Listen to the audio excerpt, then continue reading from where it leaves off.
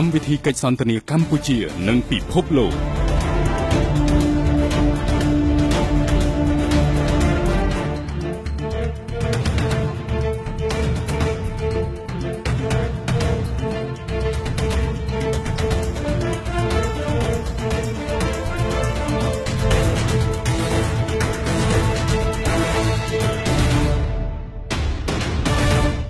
Good evening, Excellency, ladies and gentlemen. Welcome once again to Cambodia Global Dialogue of Southeast Asia TV. Tonight I have the pleasure to have the chief representative of JICA, which is the Japan International Cooperation Agency, that we all know as JICA, Mr. Adachi Itsui, who have the opportunity to come and have a short dialogue with us on the number one, Japan-Cambodia relation, but the context of the role of JICA in this process. And as you all know, Japan has been the premier supporter, of Cambodia development process for the last more than 2 decades.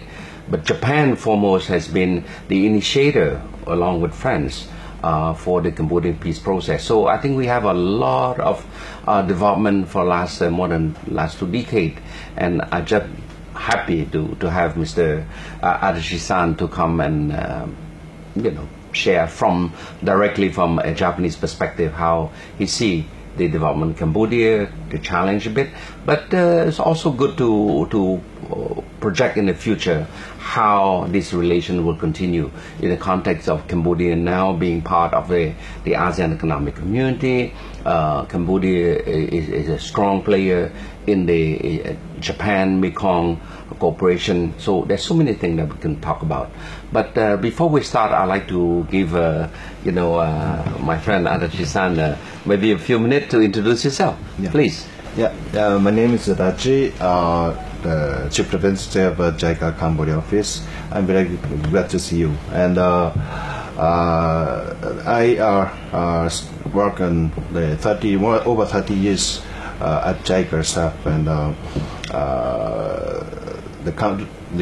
the relationship with the Cambodia, I work in the CDC, Cambodian Development Council, since the year 2001 to 3, and as a aid coordination advisor to provide the guidance and recommendation to the Cambodian government as experts for the smooth cooperation with the development partners.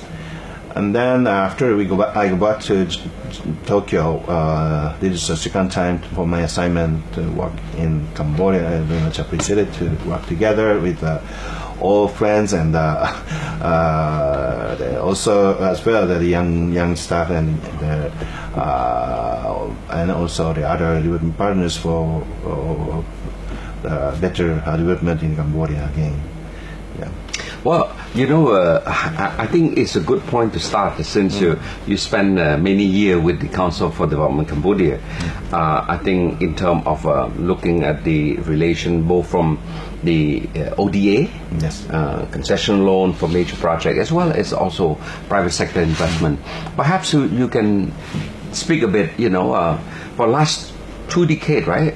Japan must have support a lot of ODA program. Yeah, actually, after the peace agreement in 1991, just soon after this agreement, Japanese government started to support for the peace building process of Cambodia. So at the first stage, the Japanese government and JICA are more focusing on the rehabilitation of all the infrastructure which damaged in the civil war.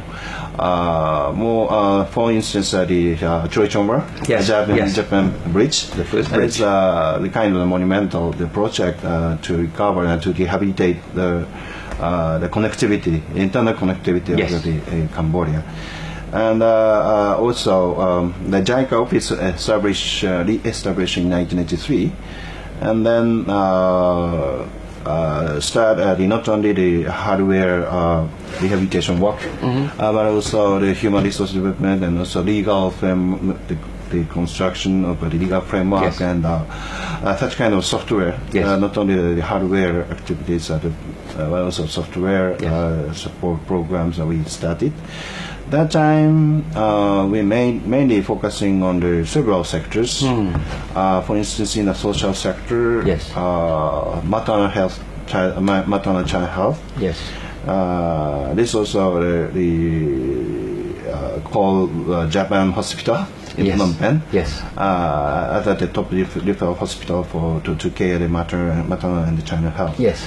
And then we start to support the basic education, especially focusing on the science and maths Yes. education. And then also maybe, as Siphana knows, the Japanese government spent over 15 years to draft the civil code and civil procedure 15 code. years? Yes. I thought it was about 10 years, but it's longer, right? Yeah. Wow. It's amazing. There is and also the mining process and also release the military forces Yes. and a process or a lot of the difficult tasks we jointly tackle with the UN Yes. agencies or others. Yes. Yeah. And also, in terms of the Japanese support program, the other factor is very much influential because the head of the ANTAC, Yes. UN operation, was the Japanese. Yes, And the then, first- yeah, the first, Akashi, Mr. yes, Akashi. And also, the Japanese government committed to strongly not only the bilateral framework but also the UN scheme Yes. and other development partners to keep the harmonization. Yes. So I think this collaboration work at very much functioned at Yes. that time.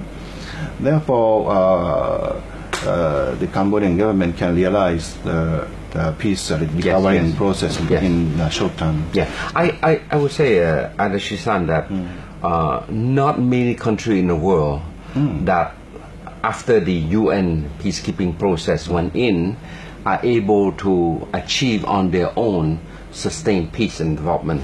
I think the role of Japan, not only as the peace process initiator, but you have accompanied us in the first peacekeeping force, right? And afterward, you move on to hold hand along the way in the rehabilitation process, as you rightly said. Then you move to build the human capacity. Of course, in Cambodia, everybody see the bridge, which is the first one, right? Which is the monumental landmark. But there are so many other buildings that people recognize, the hospital, the school, all this public building there. But I think you mentioned also something which is very dear to me as a lawyer, which is the legal framework. You know, having a so-called a code, a civil code, it's called the civil procedure in place, does give a country a certain, I would say, stability. And I can tell you why, because, you know, Cambodia used to be with the French protectorate, were influenced in the civil law. But after the war, everything is destroyed. Right. And everybody come to help. All friends, right? All development partner, the World Bank, France, Japan, US, Canada, everybody come. But then, you know, we are a bit confused, you know. Oh my God, are we back to civil law? Are we back to common law, Anglo-Saxon, international law? But the fact that Japan came in and took 15 years, according to you, to have the civil code, now it brings the whole Cambodian legal system back to where it used to be, which is the civil law country. And this is important for investor, for the outside world. The first question they ask when they come to a country, what system you're in? And before, I wasn't sure. I wasn't sure which way, because we're like in between. But now we're back to a civil law country. So we have to say thank you to Japan for the civil code. It's I'm so, you know, as a lawyer, you read 1,000 times the code because it's part of your life, right? But perhaps we touch a bit on the concessional loan for infrastructure for the last 2 decades. That must be billions of dollars that Japan have committed disbursing Cambodia. You have a number? We support provide a lot of concession loan so far, but in terms of the number, almost the 15, or 17. Yes. Not so big number. Yes, but we support very much the priority infrastructure. Typically, we continuously support the rehabilitation of the scenic port. This is only one deep sea port for the Cambodian in order to promote the trade connectivity. That is a critical project for the site for the strengthening. Then we provide the 3 times or 4 times the loan into this Centerville port rehabilitation and development. And then just recently we start the construction work on the National Road number 5. This is also part of the connectivity. Yes. And that's a continuation of the Tsubasa Bridge, right? Yes. Tsubasa Bridge, yes. In the route number 1, National Road number 1. And also provide the loan for the other key infrastructure, for instance, the distribution network and electric network, line distribution and transmission, and then the irrigation facilities, and water supply. Water supply. Very important. Remarkable the project, remarkable the results fruits we can get. We support the PPWSF, non water supply, using loan, and then now we start to support the SEMRIAP, water supply authority, and then at the same time, we provide a lot of huge number of the granted projects. Yes. Then using this granted budget strategically, we support the other remaining parts, the areas like the mining. Okay. And we support a lot. Now reaching the 7th time. Yes. Then to CMAC, mainly support CMAC, and then also the first stage of rehabilitation and the PPWSA, we essentially use the grant to contract the water treatment plant. Yes. And also now provincial hospital, mainly provincial hospital we are supporting, in rural provincial water supply. Yes. And then more big one at the Tsubasa Bridge. Yes. It's at only this big project we spent 120 million US dollar.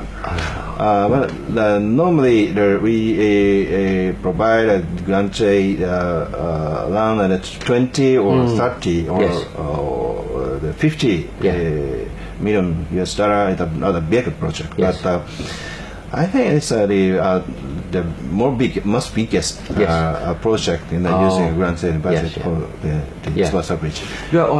I had the honor to accompany the Prime Minister to the Mekong Japan Summit and in Tokyo, and then after that we flew to a famous town where. What's the name of the town, the province where they start the water supply? Kitakyushu, yes. Kitakyushu. Yeah. So they show us how that town, which is an industrial town, very polluted, and they transform into one of the cleanest city on earth. Yeah. And we are very pleased to have that same expertise to come to Cambodia. And I would say, had it not been for that, PPWA would not be able to go listening. Right. So this is some major technical support to help build our water supply, particularly for us who are drinking every day the water in Phnom Penh. So I think it's good. I think we're gonna take a short break, and when we come back, I want to go on a bit more on the private sector, how they for the last so many years we see the emergence of a dynamic Japanese private sector. Okay. All right.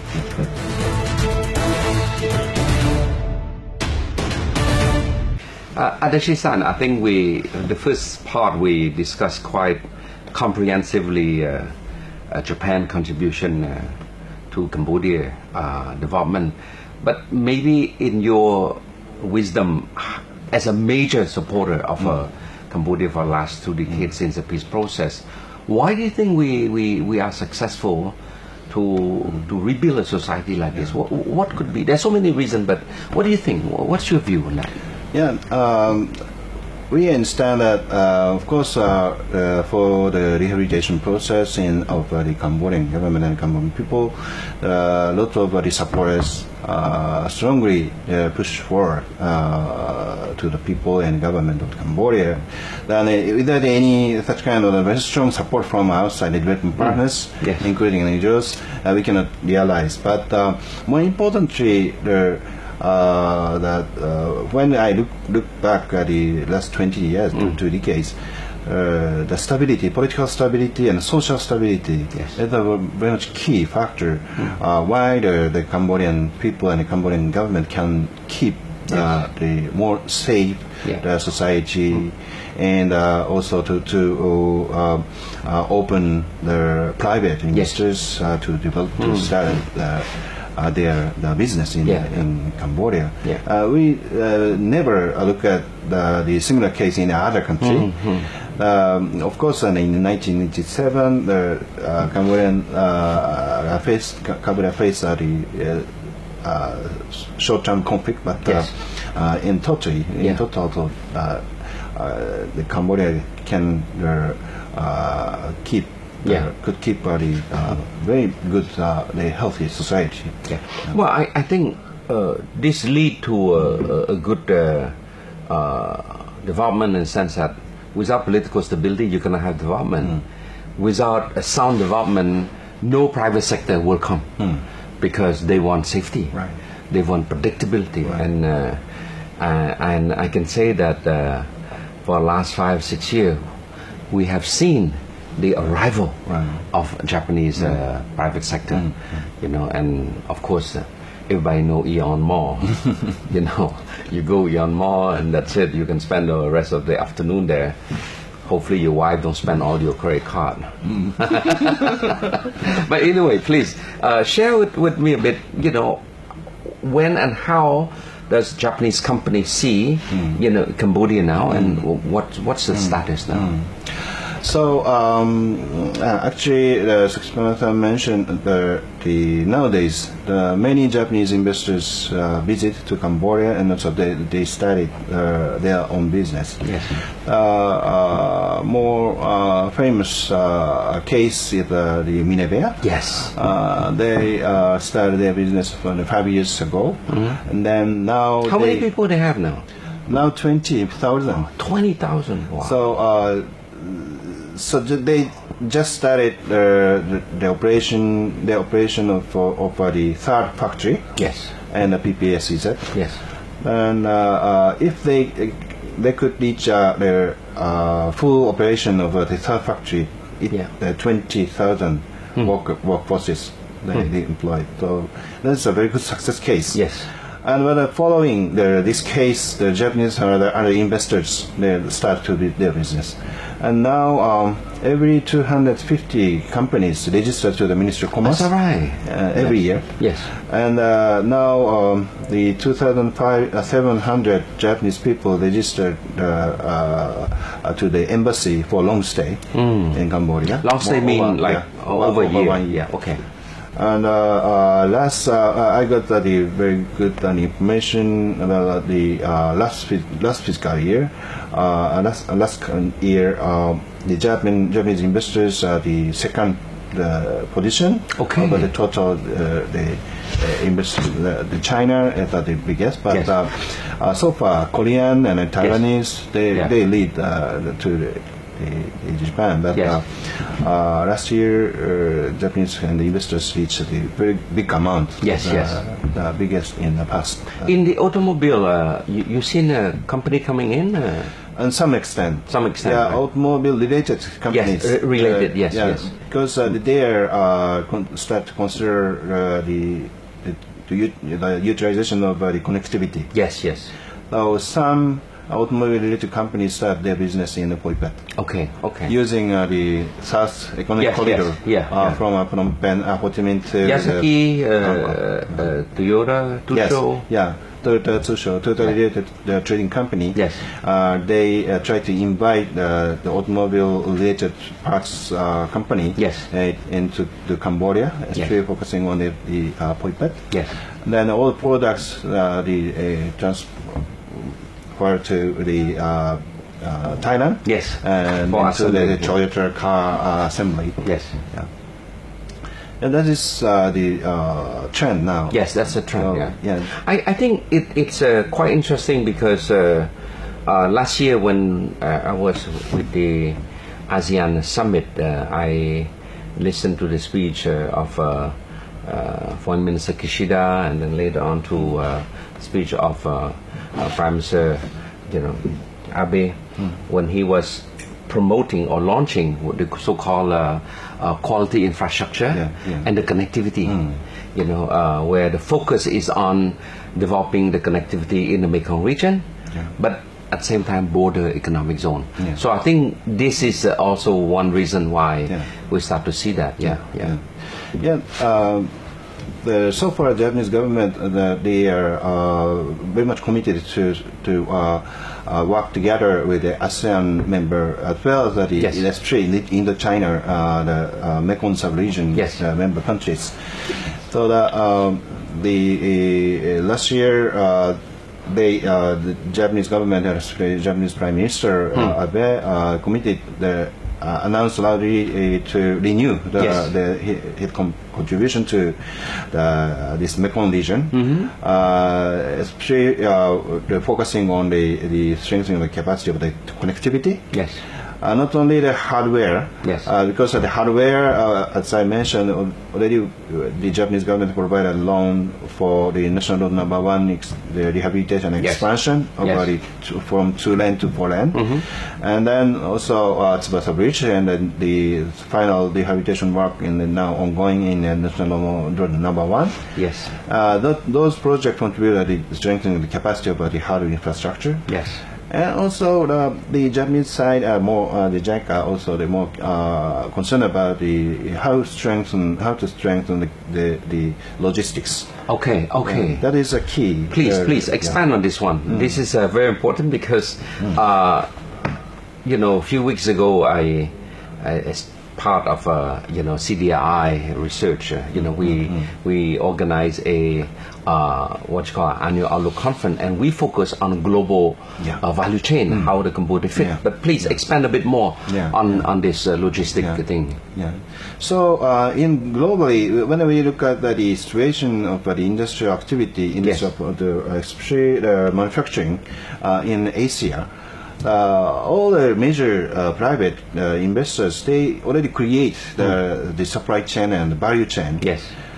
Some spare parts produced in China and assembled in Thailand or Indonesia. That is the facts, in reality. Yes. So that the Cambodian, my concern is how to be involved the Cambodia manufacturing into this kind of supply chain.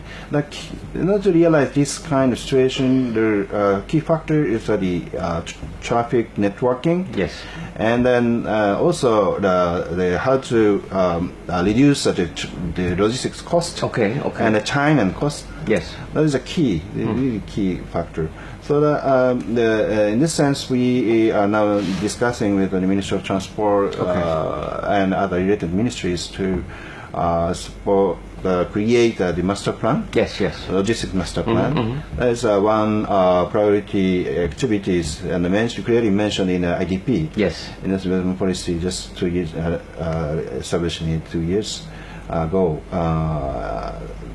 I understand that this is the priority policy of the Cambodian government now, and Yes, as I told, the more importantly that we have to consider how to connect Yes.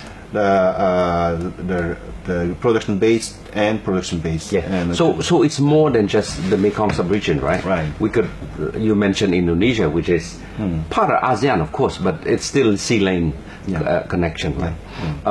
Good. And I think the Ministry of Public Works and Transport, Excellency Sun Chantol, is a very dynamic minister, and I think if we achieve this, what you call transport logistic integration, I think we can have a piece of the pie, like they say, a few links in the supply chain, which is quite important.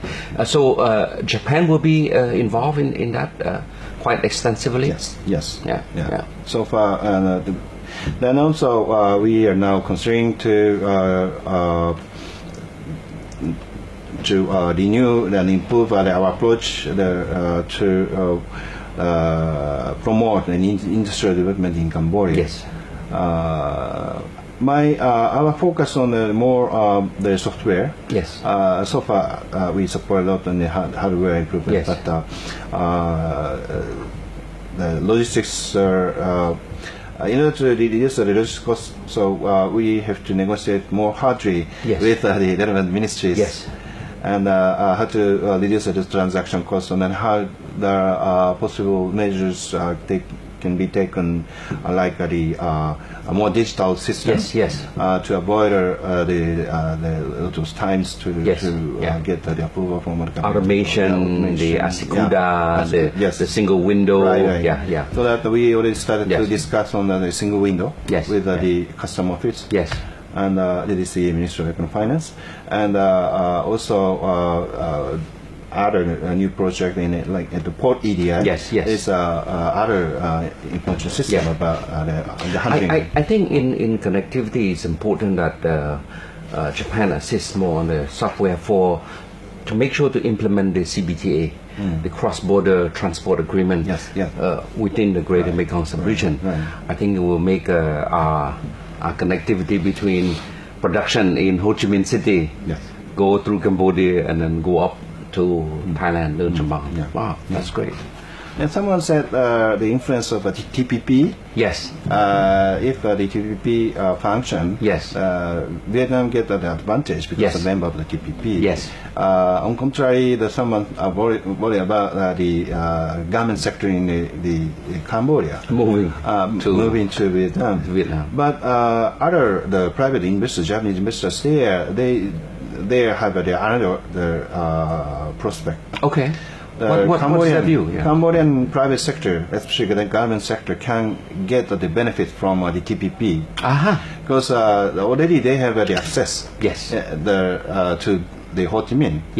At Babet. Already they started the activities. You're right. So they could be part of the supply chain. Right. Interesting. That is never thought about that. Yeah.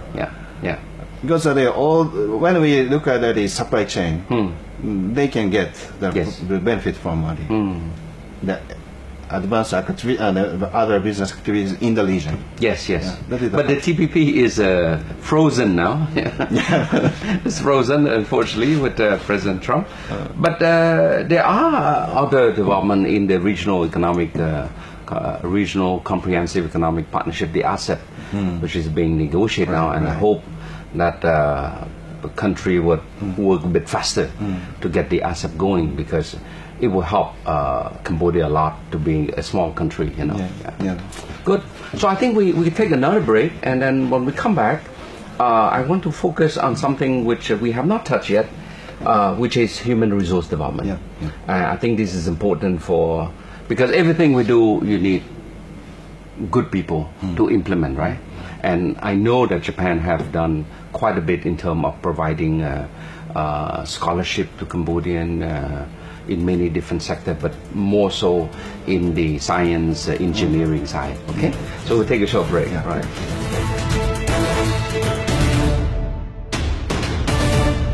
Adachi-san, in the area of human resource development, Japan have done a lot.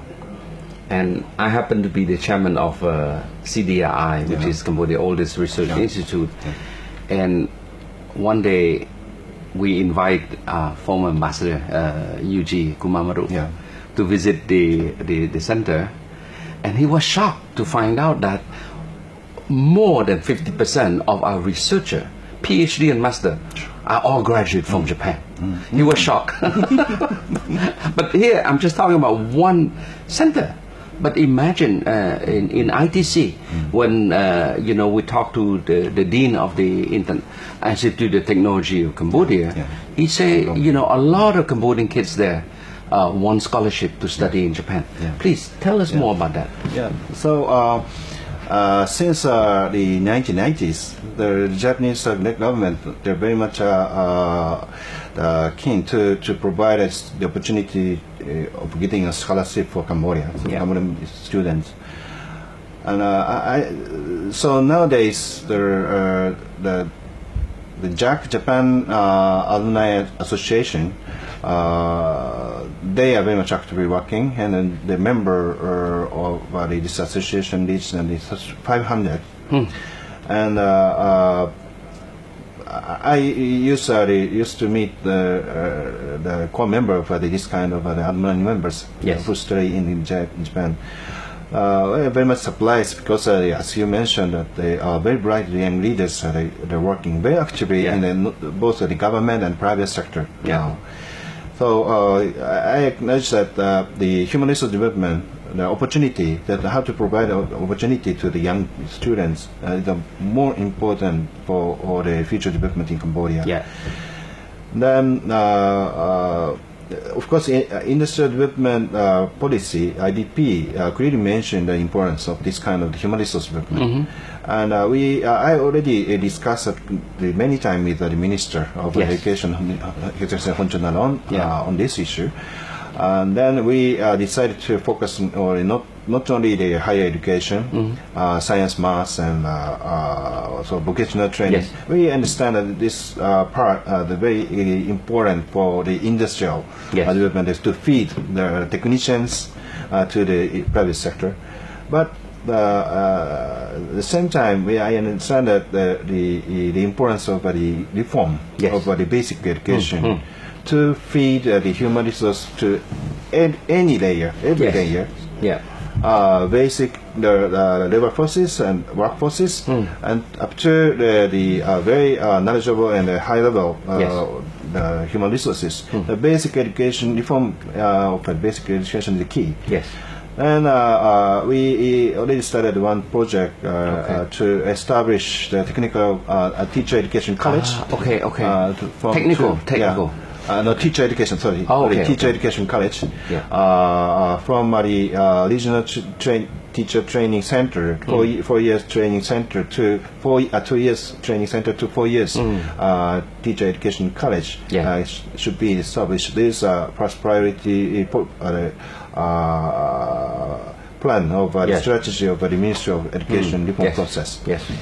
So we already committed to support. And in total, the 6 regional teacher education college will be established in the country. Then also at the same time we started the committed to start a new project with the ITC. This project includes 2 factors. One is the laboratory-based education, and that's the very unique education system in Japanese university. And another one is to strengthen the capacity of the local university. Presently, in science, right? Esprit Science and Technology, and in Sverian and Battambang University, to fulfill the gap, the urban and rural. The local university is very much crucial to distribute the human resources in the development. It's interesting that I find that many students who come from the rural area are very bright. And Phnom Penh, then they cannot go back to the rural. So try to strengthen the capacity of the local university as well. And then also those at the university can feed the very bright young skilled people, knowledgeable people to the barbet and poipet. Yes. Industrial I agree. zone. I agree. That is. I think it's a good policy because Right. what we don't want, and you know, every day the traffic in Phnom Penh is terrible. Yeah. I think it's that rural people, no matter how smart or not smart, they're looking for job, but not in their provincial town. Right. They're coming to Phnom Penh. But this policy is good to sort of like number one for equity purpose also. You know, we cannot just have Right. a dynamic capital and then a very poor Yeah. rural area. Yeah. This is great, you know. And we have a kind of strategy, and then very much carefully discuss with the universities and the Ministry of Education Yes. how to realize this kind of situation. But I believe that this kind of activities really contribute the connectivity and the empowerment and the strengthening of the connectivity. Yes, yes. Yeah. Oh, this is good. Well, I think you covered a good base on that. In the future, where do you see the prospect, number one, of Cambodia, and number two, how do you see the role of Japan in helping Cambodia go to the next step? Because as you know now, we have graduated according to the World Bank classification into a lower middle income country. And our objective is that by 2030 we like to be in a middle income country. But to get there you need industrialization. To get there you need a steady source of growth. To get there you need to have a society that are quite competent and competitive, and I see a big role Japan in that. Yeah, thank you very much. When they think about the future prospect of Cambodia, I'm very much the positive person, and then as the Siphana, I'm very much strongly involved the activity of the CDRI, as well as the other activities like she support a lot of the young entrepreneurs. Yes. Young Entrepreneur Association or other activities, so that I was very much impressed when I attended this Young Entrepreneur Award. Yes. 2 years ago. Yes. In June, in 2015. I was very much impressed because we can see the many young bright people Yes. gather. Then also the many people young people could get the scholarship, not only the Japan but also the French or the others. Yes, yes. So that I can feel the lots of positive, Yes. the dynamic and energetic future in Cambodia. Maybe the young leaders can take initiative to improve the older areas. Yes. That's when I worked in the CDC 15 years ago. Only several young leaders, like the Siphana working in the Ministry of Commerce as Vice Minister. And, I was young then. I was not anymore young. 40. Yeah. And then also His Excellency Ampon Munino, Senior Minister. Yes. And Finance. then Honchon Naron, also the Minister of Economic Finance, and then they try to make the right policy framework of the economic and financial management in Cambodia. But nowadays, so many young leaders working very actively. So that is very big potential, I feel. And then also at the same time, so far the Cambodian government and also the development partners support a lot to improve the public services in terms that they are much concerned about the quantity. Yes. How many people, how many students, how many teachers, how many doctors, how many nurses we have to produce to take care of the people. But from now on, there are more quality. Quality is more important. So in order to the change your industry more value added from the labor intensive, and in order to quality of the education system, we have more concerned about the quality. How to assure the quality. That is a big challenge for the present time of the Cambodian government and also the people of Cambodia. So this is the future prospect. If the government and people can tackle gradually this kind of very big time, Yes. the Cambodian can create the new era. Yes. Well, I want to say you touch on the heart of the issue, which is when you start, you need, like you said, the country have nothing, so we need to rehabilitate, right? Just reconstruct things that are destroyed. Right. After that, you move to the next phase, which is development. And this go back to a bit my early days in '93 when I was with His Excellency Kichon. Yes. At that time, he was not Minister of Finance yet, but he was in charge of the national rehabilitation plan, and I was part of that. In fact, I attended the ICO in Tokyo for the first time, helping. And then we fast forward that to some 20 years later, when I came back from Geneva, I went to pay him respect, and I asked him, I said, well, I left Cambodia for a while, now I'm back, what should I do? And you know what he told me, right? He was in Ministry of Finance at that time. I met him there. He said, there are so many young people coming up now. It's like wine bottle in 2015, something like that, right? Cannot drink yet, but it's in the bottle. Now, they need somebody to mentor them. They need somebody to coach them. It's like a wine, you have to move the bottle, check the temperature, and maybe 5 years time you can drink the wine, right? So the advice he gave me is to play that role as more like an elder, like the older brother, right? Be a mentor. So I took on that responsibility quite seriously. That's why you mentioned that I help a lot the Young Entrepreneur Association, the Cambodia Women Entrepreneur Association. In the ministry, I spent a lot of time coaching young diplomat, young government official, and I lecture a lot. In fact, this program is also part of that mentoring process. I have students from different universities who wrote to me to say that what they did is they download all the show because they say it's very good knowledge. Inspired, and particularly the speaker, they are like professor because they will never have the opportunity to have you to speak at their university. And even when you go, maybe 20 students listen. But here, you have thousands and thousands and thousands people watching on TV, on Facebook, on YouTube. So I find sometimes it's about quality. It's not about the quantity.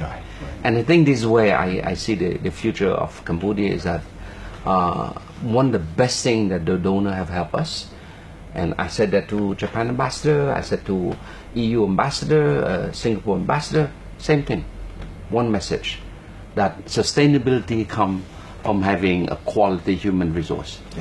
Because, at some point the country will graduate, and you cannot expect the support to stay on because there are other countries in crisis, right? But then here, we take over the process, the ownership. And this is where I want to say thank you, to Japan, to JICA, to yourself, for being part of this growth process, okay? So I'm going to wrap up. Unfortunately, the show is very short, 45 minutes. But I want to say that it is an honor to have Japan accompany Cambodia along this the peace, redevelopment, development, now growth process. And we consider Japan as one of our strategic partner in Cambodia. And on that note, I want to say thank you. Thank you very much. Nishisan. Thank you. It's a pleasure. Yes. My pleasure. Thank you very much. Okay, so we're coming to the end of the show, and I don't know what to wrap up because we talk so much about everything. But all I can say is that Japan, as a truly strategic, comprehensive partner of Cambodia in this development process, have done a lot, from the peace initiation process to the rehabilitation of the country, to development, and lastly to the growth process. I see that the next 10 years or so, as Cambodia work harder in our industrialization process, we will count more and more on quality infrastructure, more on quality human resource, more on quality soft infrastructure, so many things in IT, in automation, everything. And I think Japan is one of the best partner who have such a capability to accompany us, to work with us as partner, as development partner, as private sector partner, you name it. So on that note, I think we have a very fruitful discussion on that, and I hope you can all learn something from this short discussion. Good night.